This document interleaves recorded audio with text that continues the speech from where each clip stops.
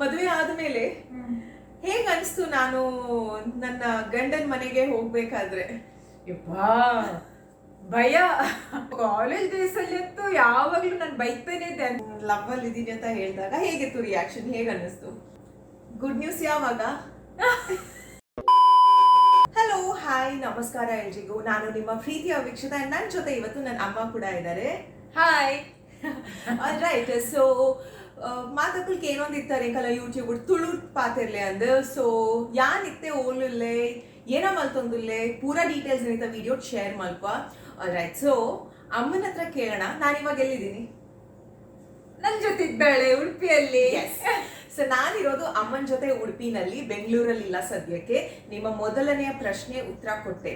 ದೀಪು ಓಡೆ ಪೊತ್ತೇರು ಪನ್ಪುಜತೆ ಇತ್ತೆ ಇತ್ತೆ ಪನ್ಪುಜ ಅಮ್ಮನ್ ಬಾಯಿ ದೀಪುಲೆ ಒಂತ ಸಮಯ ಪೋಯಿನೆ ಪನ್ಪಲ್ ದೀಪುಲುಲ್ಲೆ ಅಂತ. ಓಕೆನಾ? ಸೊ ದೀಪು ಎಲ್ಲಿದಾರ ಅಂತ ನಾನು ನಿಮ್ಗೆ ಆದಷ್ಟು ಬೇಗ ತಿಳಿಸ್ತೀನಿ. ಈ ವಿಡಿಯೋದಲ್ಲಿ ಅಲ್ಲ, ಒಂದು ಡಿಫ್ರೆಂಟ್ ವಿಡಿಯೋದಲ್ಲಿ. ಇವತ್ತಿನ ವಿಡಿಯೋ ಏನು ಅಂದ್ರೆ Q&A ವಿಡಿಯೋ ಮಾಡ್ತಾ ಇದೀವಿ. ನಾನು ಪೋಸ್ಟ್ ಹಾಕಿದೆ ತಡ ಅಮ್ಮನ ಜೊತೆ ಕ್ವೆಶ್ಚನ್ ಅಂಡ್ ಆನ್ಸರ್ ವಿಡಿಯೋ ಮಾಡ್ತೀನಿ ಅಂತ. ಓ ಮೈ ಗಾಡ್, ಇನ್ಸ್ಟಾಗ್ರಾಮ್ ಅಂಡ್ ಯೂಟ್ಯೂಬ್ ಅಲ್ಲಿ ಅಷ್ಟು ಕಾಮೆಂಟ್ಸ್ ಬಂದಿತ್ತು. ಅನ್ಬಿಲೀವೇಬಲ್. ನಿಮ್ಮ ಲವ್ ನಾವು ನೋಡಿ ಎಷ್ಟು ಸಂತೋಷ ಆಯ್ತು ಗೊತ್ತಾ. ಬಟ್ ಅಂಚನೆ ಒಂಜಿ ಪಾತೆರ ಪನ್ನೋಡು Q&A ಸ್ಟಾರ್ಟ್ ಮಲ್ಪುನ ದುಂಬು ಕೆಲವೊಂಜಿ ಕ್ವೆಶ್ಚನ್ಸ್ ಮಸ್ತ್ ಖುಷಿ ಆಗ್ತುದು. ಅಮ್ಮನ ಬೊಕ್ಕ ಇದನ್ನ ಏಜ್ ಗ್ಯಾಪ್ ಇತ್ತು, ನಿಮ್ಮ ಮಧ್ಯದಲ್ಲಿ ಇರುವಂಥ ಏಜ್ ಡಿಫ್ರೆನ್ಸ್ ಎಷ್ಟು, ನೀವಿಷ್ಟು ಫ್ರೆಂಡ್ಲಿ ಆಗಿದ್ದೀರಲ್ಲ ಅದು ಹೇಗೆ ಅಂತ. ಸೊ ನಿಮ್ಮ ಎಲ್ಲ ಕುತೂಹಲದ ಪ್ರಶ್ನೆಗೆ ಇವತ್ತು ನಾವು ಉತ್ತರ ನೀಡ್ತಾ ಇದ್ದೀವಿ.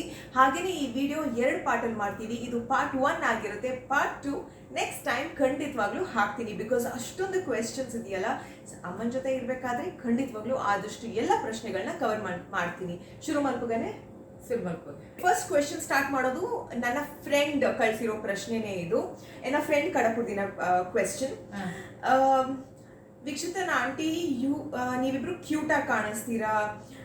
ಆಂಟಿ ಪೊಸ ಪೂರ ಟ್ರೈ ಮಲ್ತೊಂದುಲ್ಲರು, ವೀಕ್ಷಿತನ ವ್ಲಾಗ್ ಉಳ್ಳರು ಒಂದೇನು ಪೂರ ಮಸ್ತ್ ಖುಷಿ ಹಾಕೊಂಡು. ನೀವು ಫಸ್ಟ್ ವಿಡಿಯೋ ಮಾಡಿದಾಗ ನಿಮ್ಮ ಎಕ್ಸ್ಪೀರಿಯನ್ಸ್ ಹೇಗಿತ್ತು? ವೀಕ್ಷಿತ ತುಂಬಾನೇ ಸ್ಟ್ರಿಕ್ಟ್ ಇದಾರ ಅಥವಾ ಮಮ್ಮಿ ಅಂತ ಸ್ವಲ್ಪ ಈಸಿಯಾಗಿ ವಿಡಿಯೋಸ್ ಮಾಡೋದಕ್ಕೆ ಬಿಡ್ತಾರೆ? ನಾನು ಯೂಟ್ಯೂಬ್ ವಿಡಿಯೋಸ್ ಮಾಡ್ಬೇಕಾದ್ರೆ ಹೇಗಿರ್ತೀನಿ? ಇಲ್ಲ, ಸ್ಟ್ರಿಕ್ಟ್ ಆದಿ ಉಳ್ಳಲು ಯೂಟ್ಯೂಬ್ ವಿಡಿಯೋ ಮಲ್ಪುರಾಗ ಎಂಕ್ ಮಸ್ತ್ ನೆರೊಂದಿಪ್ಪಲ್ಲ ಅಲ್ಲ.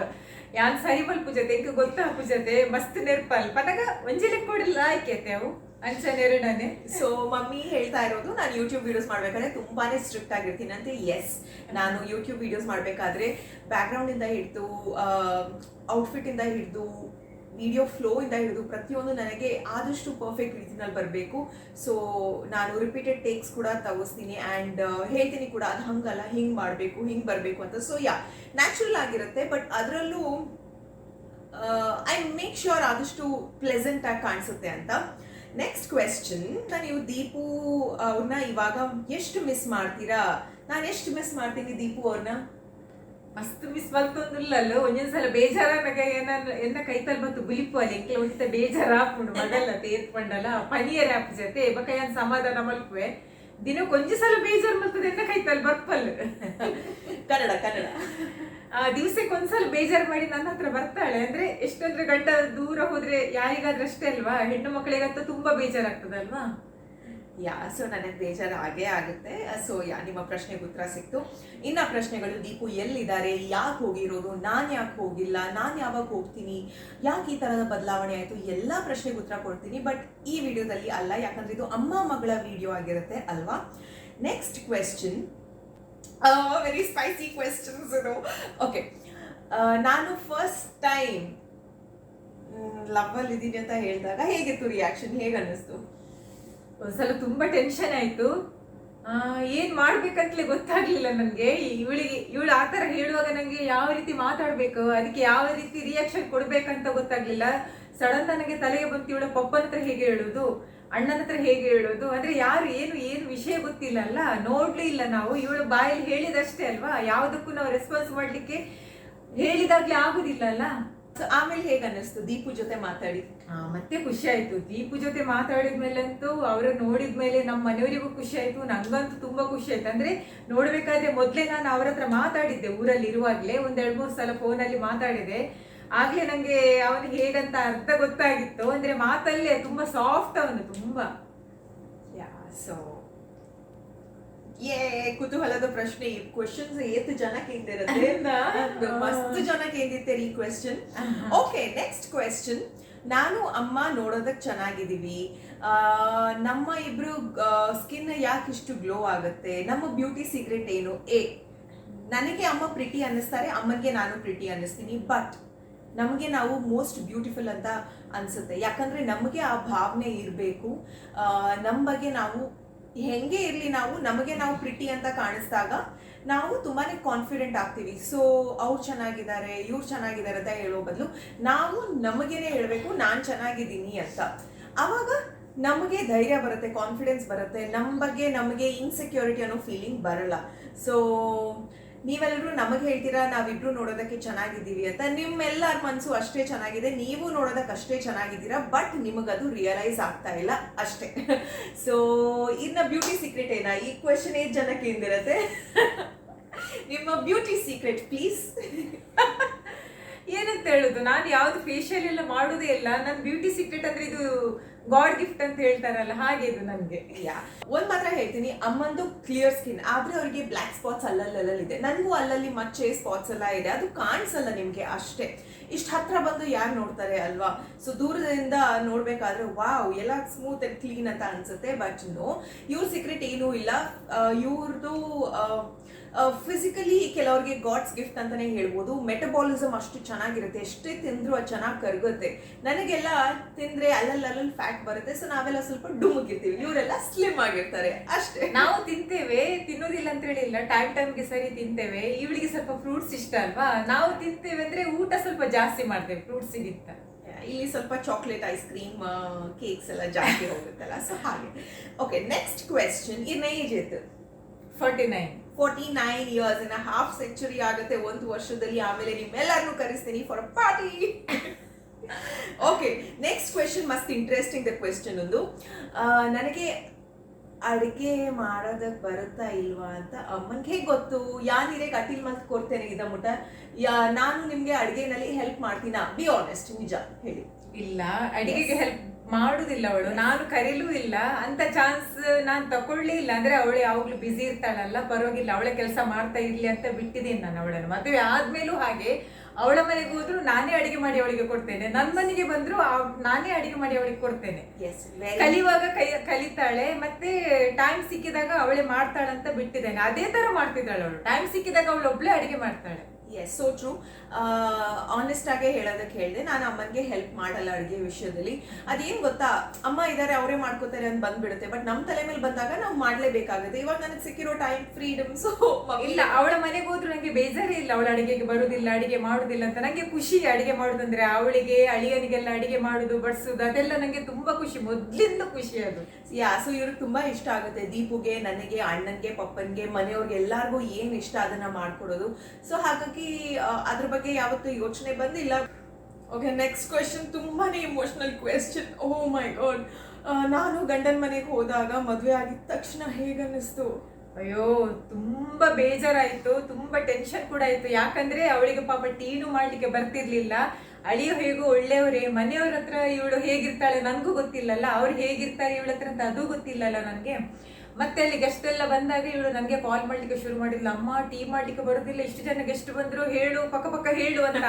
ನನಗೂ ಕನ್ಫ್ಯೂಸ್. ಅಂದ್ರೆ ಇವಳು ಅಲ್ಲಿದ್ದಾಳೆ, ನಾನು ಇಲ್ಲಿದ್ದೇನೆ, ಹೇಗಂತ ಹೇಳಿ ಕೊಡೋದು. ಮತ್ತೆ ಹೇಗಾದ್ರೂ ಮ್ಯಾನೇಜ್ ಮಾಡ್ಕೊಂಡು ಹೋಗ್ತಿದ್ದೆ. ಅವಳು ಪಾಪ ಕಲಿತಾ ಮುಂದೆ ಹೋದ್ಲ ಅವಳು. That's very true. ನನಗೆ ಮದುವೆ ಆಗಿದ ತಕ್ಷಣ ಒಂದ್ ಸ್ವಲ್ಪ ದಿನ ತುಂಬಾನೇ ಕಷ್ಟ ಅನ್ನಿಸ್ತು. ಅಂದ್ರೆ ಅವಳ ಅಪ್ಪಾಜಿ ಎಲ್ಲ ಒಳ್ಳೆಯವರೇ ಆಗಿದ್ರು, ಹಾಗಾಗಿ ನನ್ಗೂ ಅಷ್ಟೊಂದು ಟೆನ್ಷನ್ ಆಗಿರ್ಲಿಲ್ಲ. ಇಲ್ಲದ್ರೆ ಸ್ವಲ್ಪ ಟೆನ್ಷನ್ ಆಗ್ತಿತ್ತು. ಅವ್ರಿಗೆಲ್ಲ ಓಪನ್ ಆಗೇ ಹೇಳಿದೆ ನನ್ಗೇನೂ ಬರಲ್ಲ ಮನೆ ಕೆಲಸ ಅಂತ. ಬಿಕಾಸ್ ನಾನು ಕಾಲೇಜ್ ಆದ್ಮೇಲೆ ಡೈರೆಕ್ಟ್ ಆಗಿ ಆಫೀಸ್ಗೆ ಹೋಗ್ತಾ ಇದ್ದೆ. ಸೊ ಯಾವತ್ತೂ ಈ ಹೌಸ್ ಹೋಲ್ಡ್ ವರ್ಕ್ ಎಲ್ಲ ತಲೆ ಕೊಡ್ತಾನೆ ಇರಲಿಲ್ಲ. ಬಿಕಾಸ್ ಆಫೀಸ್ ಇತ್ತು, ಈವೆಂಟ್ ಮ್ಯಾನೇಜ್ಮೆಂಟ್ ಇತ್ತು, ಹೋಸ್ಟಿಂಗ್ ಇತ್ತು ಅಂತ. ಆ್ಯಂಡ್ ನೀವು ಎಲ್ಲೇ ಇರಿ, ಹೇಗೆ ಇರಿ, ನೀವು ಹೇಗಿದ್ದೀರಾ ಹಾಗೆ ಇರಿ. ಬರಲ್ಲ ಅಂತ ಹೇಳಿ ನಿಧಾನ ಕಲ್ತ್ಕೊಂಡ್ರೆ ಆಯ್ತು ಅಷ್ಟೇ. Next question. ನನ್ನಮ್ಮ ನಂಗೆ ಯಾಕೆ ತುಂಬಾ ಬೈತಾ ಇದ್ರು ಚಿಕ್ಕ ವಯಸ್ಸಲ್ಲೆಲ್ಲ, ಕಾಲೇಜ್ ನಿದ್ದೆ ಕುಂಭಕರ್ಣ ಇದು ನಿದ್ದೆಗೆ ಬೈತಿದ್ದೆ ಮಾಡ್ತಿದ್ದೆ ನಾನು ಜಾಸ್ತಿ. ಆಮೇಲೆ ಕಾಲೇಜ್ ಡೇಸ್ ಅಲ್ಲಿ ಮನೆಗೆ ಲೇಟ್ ಆಗಿ ಬರೋ. ಓ ಕಾಲೇಜ್ ಡೇಸ್ ಅಲ್ಲಿ ಅಂತೂ ಯಾವಾಗ್ಲೂ ನಾನು ಬೈತಾನೆ ಇದ್ದೆ. ಅಂದ್ರೆ ನಂಗೆ ಹುಡುಗಿ ಅಲ್ವಾ, ಮನೆಗೆ ಟೈಮಲ್ಲಿ ಬರ್ದಿದ್ರೆ ಅಯ್ಯೋ ನನ್ ತಲೆನೇ ಓಡುದಿಲ್ಲ, ಜೀವ ಮಾತ್ರ ಮನೇಲಿ ಇರ್ತದೆ. ತಲೆ ಹೊರಗೆ ನಾನು ಕಣ್ಣಿಟ್ಟು ನೋಡ್ತಾ ಕೂತ್ಕೊಳ್ಳೋದು ಎಷ್ಟೊತ್ತಿಗೆ ಬರ್ತಾಳೆ. ಒಂದು 10 ನಿಮಿಷ ಲೇಟ್ ಆದ್ರೂ ನಂಗೆ ಟೆನ್ಷನ್ ಅಪ್ಪ. ಲೇಟ್ ಆದ್ರೆ ಅಂತೂ ಇವಳಿಗೆ ಬೈಗಳೇ ಆ ದಿವಸ. ಬಟ್ ಕಾಲೇಜ್ ಡೇಸ್ ಅಲ್ಲಿ ನಾನು ತುಂಬಾ ಸತಿ ಲೇಟ್ ಆಗಿ ಬಂದಿದ್ದೀನಿ, ಗೊತ್ತಿದ್ದಪ್ಪ ಬೈತಾರೆ ಕೂಗ್ತೀನಿ ಅಷ್ಟೇ. ಮತ್ತೆ ಬೈತೀನಿ, ಮತ್ತೆ ಕೂಗ್ತಾಳೆ, ಸ್ವಲ್ಪ ಹೊತ್ತು ಸಿಟ್ಟು ಮಾಡ್ಕೊಳ್ತಾಳೆ, ಮತ್ತೆ ಸರಿ ಆಗ್ತಾಳೆ. ಅಂದ್ರೆ ನಾವು ಒಳ್ಳೆದಕ್ಕೆ ಬೈಯೋದಲ್ಲ. ಹೆಣ್ಣು ಮಕ್ಳಂದ್ರೆ ತುಂಬಾ ಭಯ ಇರ್ತದಲ್ಲ, ಹುಡುಗರಾದ್ರೆ ಸ್ವಲ್ಪ ಹೆಚ್ಚು ಲೇಟ್ ಆದ್ರೆ ಅಷ್ಟೊಂದು ಟೆನ್ಷನ್ ಆಗುದಿಲ್ಲ, ಬರ್ತಾರೆ ಬಿಡಿ ಅಂತ. ನೀವು ಅಷ್ಟೇ ಹುಡುಗಿಯರನ್ನು ಟೈಮಲ್ಲಿ ಕರ್ಸಿ ಮನೆಗೆ. Next question. ಯಪ್ಪ, ಎಲ್ಲಾರ್ಗು ಈ ಕ್ವೆಶನ್ ಅಂದ್ರೆ ಕುತೂಹಲ. ನಾನು Q&A ವಿಡಿಯೋ ಮಾಡಿದಾಗ್ಲೂ ಕೇಳಿದೀರಾ, ಇವಾಗ್ಲೂ ಕೇಳ್ತಾ ಇದ್ದೀರಾ. ಗುಡ್ ನ್ಯೂಸ್ ಯಾವಾಗ? ನಾನು ಅದೇ ವೇಟ್ ಮಾಡ್ತಿದ್ದೇನೆ, ಕೇಳ್ತಾನೆ ಇದ್ದೇನೆ. 1 year ಆಯ್ತಲ್ಲ, ಬೈತಾಳೆ ನನ್ಗೆ, ನಿಮ್ಗೇನು ಅವಸರ ಏನು ನಿಮ್ಗೆ ಅಂತ. ಸೊ ದೀಪು ಸೈಡ್ ಫ್ಯಾಮಿಲಿ ಆಗಲಿ, ನನ್ನ ಸೈಡ್ ಫ್ಯಾಮಿಲಿ ಆಗಲಿ, ಎಲ್ಲರೂ ವೇಟ್ ಮಾಡ್ತಾ ಇದ್ದಾರೆ, ಎಲ್ಲರೂ ಕೇಳ್ತಾ ಇದ್ದಾರೆ. ಹಾಗಂತ ಫ್ಯಾಮಿಲಿ ಪ್ರೆಷರ್ ಇದೆ ಅಂತ ಹೇಳಲ್ಲ, ಪ್ರೆಷರ್ ಇಲ್ಲ. ನಾನು ಅದಕ್ಕೆ ಬೈಯೋದಿಲ್ಲ ಅವಳಿಗೆ. ಅಂದ್ರೆ ಆ ಟೈಮಲ್ಲೇ ಆದ್ರೆ ಆಯ್ತಲ್ಲ, ಆ ತರ ವೆಯ್ಟ್ ಮಾಡ್ತಿದ್ದೆ ನಾನು. ಇವತ್ತೇ ಆಗ್ಬೇಕು, ನಾಳೆನೇ ಆಗ್ಬೇಕು, ಅರ್ಜೆಂಟ್ ಮಾಡಿ ಆ ತರ ಎಲ್ಲ ಏನು ಹೇಳುದಿಲ್ಲ. ನಾನು ಮಗಳು ಯಾವುದಕ್ಕೆ adjust.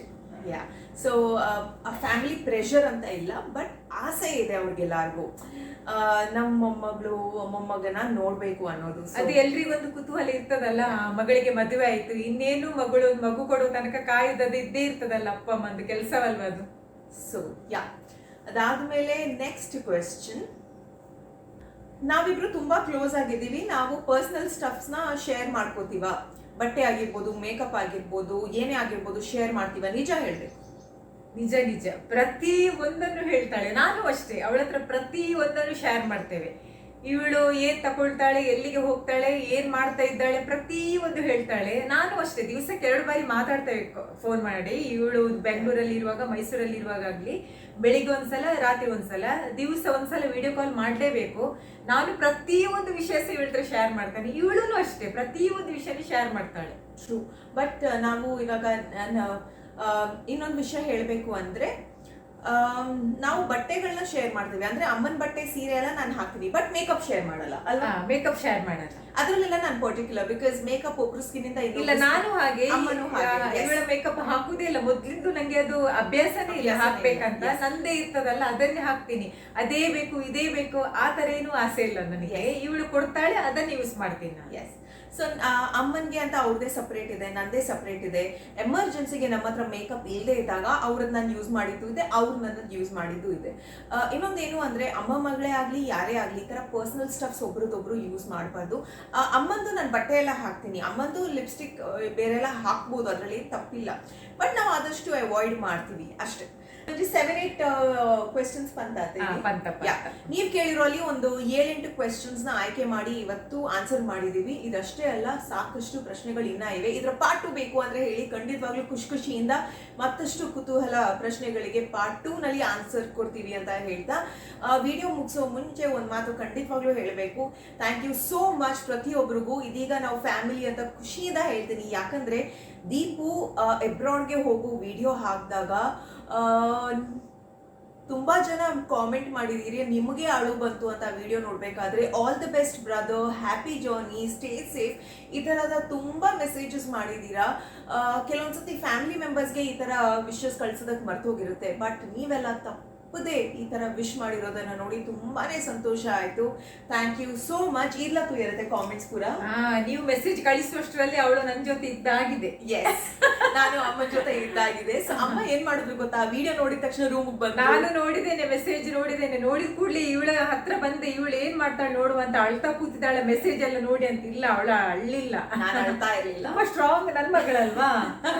So yeah, and thank you so much. Lots of love. ನಿಮ್ಮ ಒಂದು ಸಪೋರ್ಟ್ ನನ್ನ ಮೋಟಿವೇಶನ್. ಸೊ ಆದಷ್ಟು ಹೊಸ ವಿಡಿಯೋಸ್ ಕ್ರಿಯೇಟ್ ಮಾಡೋದಕ್ಕೆ ಟ್ರೈ ಮಾಡ್ತಾನೆ ಇರಿ. Keep supporting. Don't forget to like, share, subscribe. Yes, lots of love. Bye. Bye.